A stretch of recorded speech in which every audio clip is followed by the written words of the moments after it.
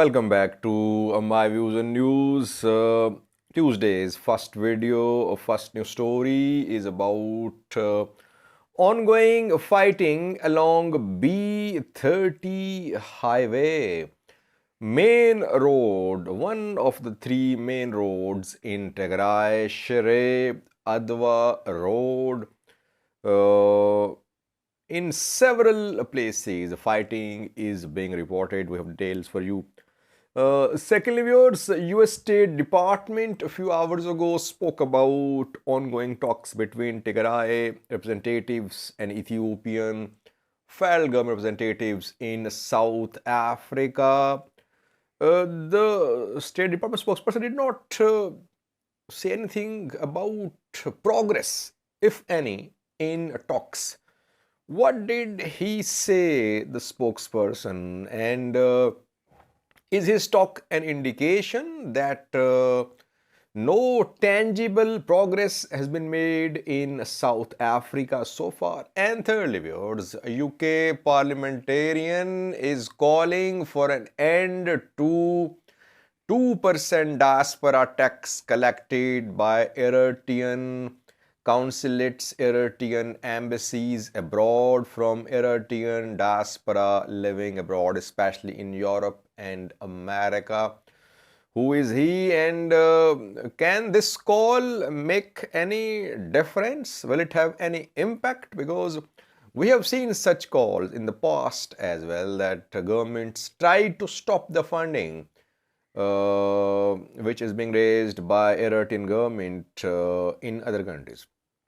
Firstly, viewers, B-30 highway, one of the three main highways in Tigray. Three main highways in Tigray are A2 highway, firstly, which is Alamata Dagarat Road. Secondly, B-30 highway, Adwa Shire Road. And thirdly, Mesabre Shire Road. There are three main roads of Tigray. And we know that around 2 weeks ago, Ethiopian federal forces took control, and Eritrean military, they took control of Shire. That was their first entry on B-30 highway. Then they rapidly moved in eastern direction from Shire towards Laleka, Vakro, Aksom, and Adwa. They managed to reach Adwa. They were stopped near Adwa, to the east and south of Adwa. They were stopped, and they could not move from Adwa towards Adakarat and towards central Tigray as well in a southern direction. Now, if you remember, around 48 hours ago, I did a video. I reported about this highway, that Shire Aksom road was cut off. And since then, we have been following what is happening along this road. Now, for the last around 48 hours, Tigray fighters have been conducting continuous or continual attacks on B-30 highway, mostly in the vicinity of Vakro and Salaleka. Their attacks have intensified. It means that from Shire, no logistical support is arriving for Eritrean military and Ethiopian army in Aksom, because between Shire and Aksom are Salaleka and Vakro.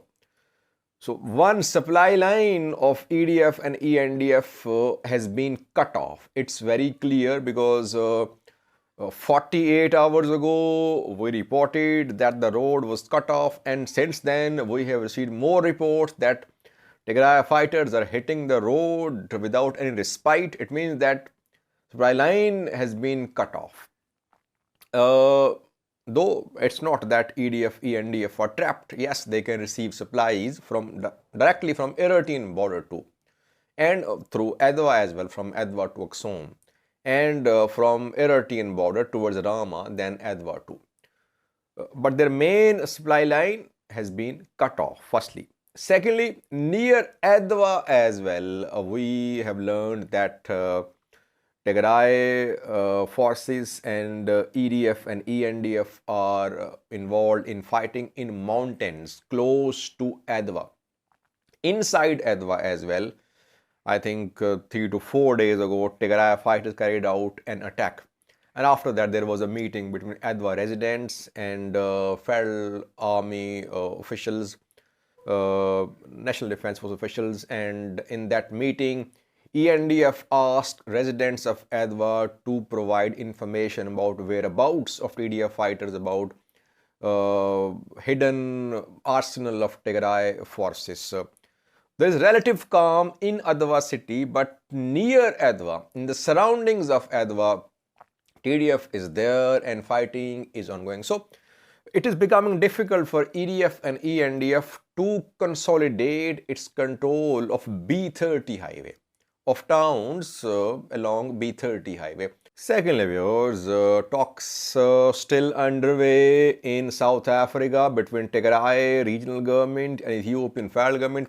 Today, Tuesday or tomorrow, Wednesday, talks will come to an end reportedly. Either today or tomorrow. Has there been any progress? Because for the last around 10 days, talks have been ongoing. As I said in previous videos, that the parties negotiating are under oath.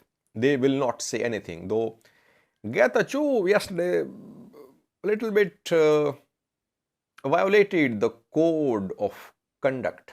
He tweeted about alleged scorched earth policy adopted by Eritrean military and Ethiopian army in Tigray.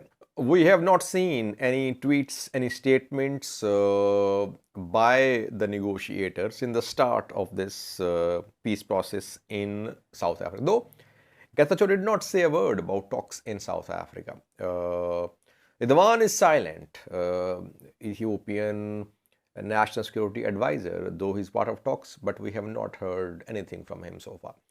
So it was agreed that the negotiators will ensure confidentiality.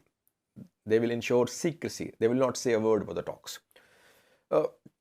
US State Department spokesperson a few hours ago spoke about the peace process ongoing in South Africa, and his talk was an indication that no tangible progress had been made till tomorrow.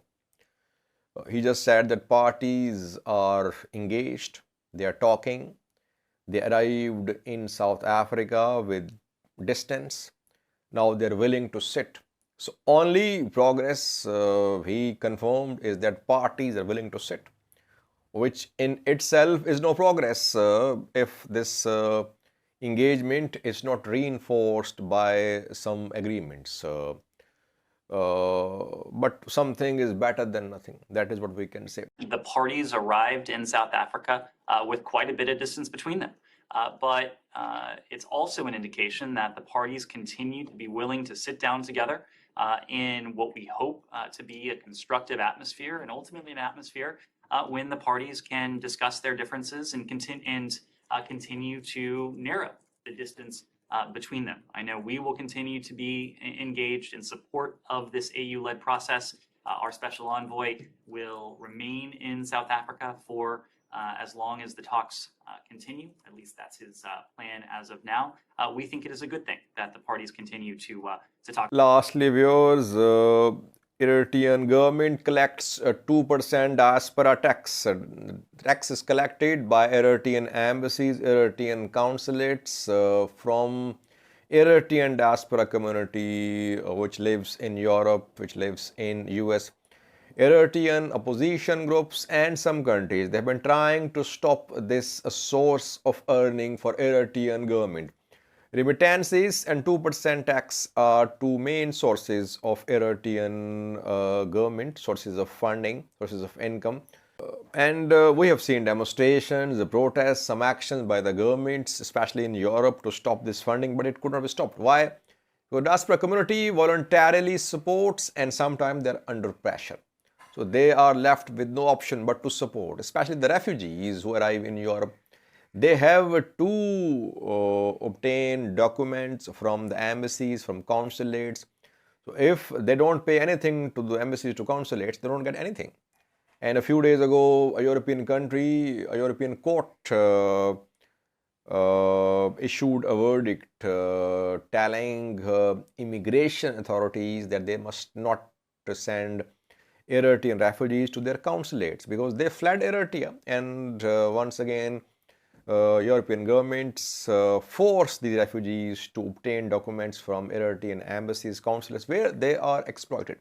And then they have to pay 2% tax. So, a UK member of Parliament, David Elton, has written a letter to UK's concerned authorities that they must stop this 2% funding, 2% tax which is being collected by Eritrean government in the UK.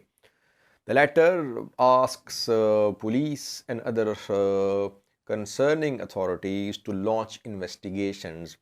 Lord Elton claimed that the money which is being raised by Eritrean government through diaspora tax is being used for wars like war in Tigray. Eritrean government is of this view that several other countries collect taxes from the diaspora communities as well. It's not a new thing. It's not a unique thing that Eritrea is taxing its diaspora community. And if diaspora community pays taxes when the community visits Eritrea, it has access to all Eritrean institutions, healthcare system, etc. And in foreign countries, they're taken care of as well. So that is what Eritrean government's position is. Let's see what happens.